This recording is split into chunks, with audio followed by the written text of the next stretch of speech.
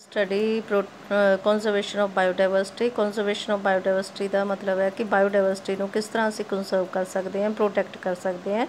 सो दो तरीके है जिन्हें असी बायोडाइवर्सिटी को प्रोटैक्ट कर सकते हैं, in situ and ex situ. That I will explain. So biodiversity की पहला सानू पता होना चाहिए भी क्यों जरूरी है इन्हों की कंजरवेशन।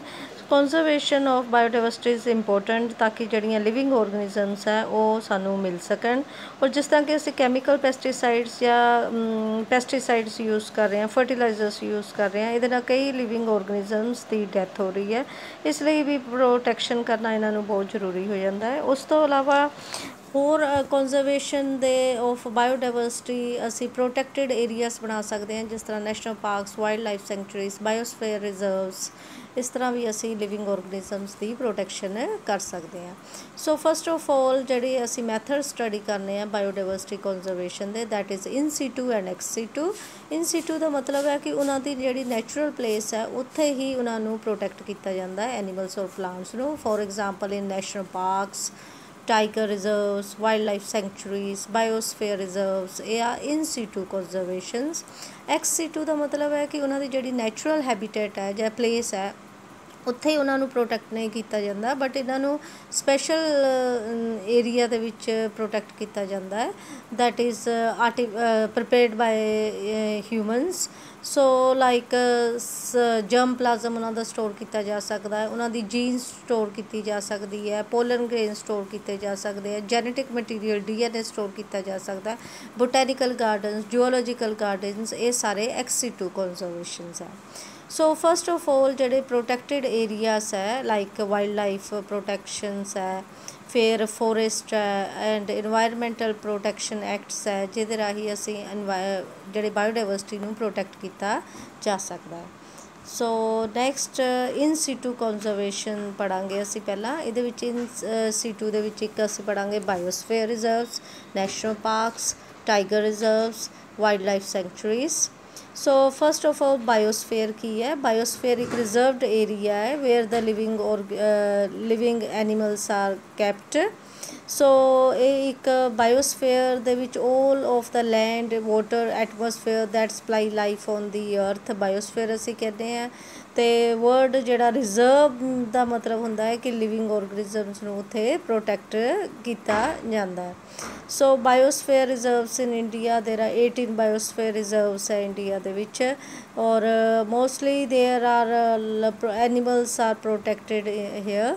सो बायोस्फेयर रिजर्व दे विच एक जिहड़ा कोर दे विच सेंट्रल एरिया दे विच एनीमल्स नूं रखिया जाता है, उन्हां दे आले दुआले एक बफर जोन हुंदा है और ट्रांजिशनल जोन्स हुंदे आ, और अलग अलग स्पीसीज़ नूं उन्हां दे अकॉर्डिंग प्रोटैक्ट किया जाता है।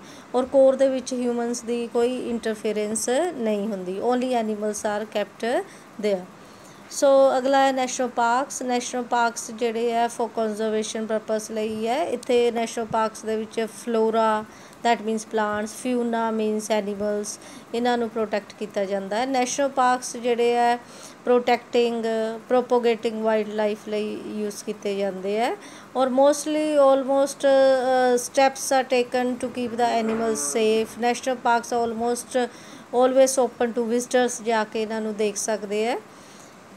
दैन मेन ऑबजैक्टिव्स की है नैशनल पार्क्स का कि असी इत्थे जिहड़ियां स्पीसीज़ है उन्होंने प्रोटैक्ट कर सकते हैं, और along with underlining ecological structure, supporting environmental purposes, और जिहड़े एक तरह नाल ही सानू एजुकेशन भी मिलती है और रिक्रिएशन, और सानू मतलब उन्होंने देख के सानू खुशी भी मिलती है।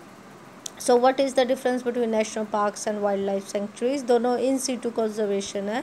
नैशनल पार्क्स दे विच कोई नो राइट्स आर अलाउड, कोई बाहरला परसन इंटरफेयर नहीं कर सकता, और ना ही इत्थे ग्रेजिंग पशुओं वगैरह नूं नहीं ग्रेजिंग की जाती, they are not allowed to interfere in that.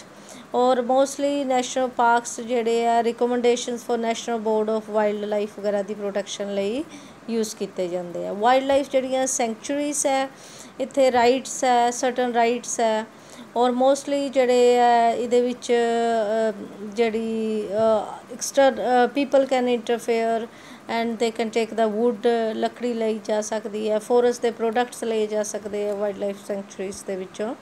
Wild life ਸੈਂਚੁਰੀਜ਼ ਜਿਸ ਤਰ੍ਹਾਂ ਵਾਈਲਡ ਲਾਈਫ ਸੈਂਚੁਰੀਜ਼ ਮੋਸਟਲੀ ਪ੍ਰੋਟੈਕਸ਼ਨ ਦਿੱਤੀ ਜਾਂਦੀ ਹੈ ਸਪੀਸੀਜ਼ ਦੀ, ਫਰੋਮ ਹੰਟਿੰਗ ਨਹੀਂ ਕਰ ਸਕਦੇ ਹੋ ਇੱਥੇ ਤੁਸੀਂ, ਪ੍ਰੋਟੈਕਟਿਡ ਏਰੀਆ ਹੁੰਦਾ ਹੈ, ਜਿਓਗ੍ਰਾਫੀਕਲ ਟੈਰੀਟਰੀ ਹੁੰਦੀ ਹੈ, ਸੱਚ ਵਾਈਲਡ ਲਾਈਫਸ ਆ ਪ੍ਰੋਟੈਕਟਿਡ ਹੇਅਰ।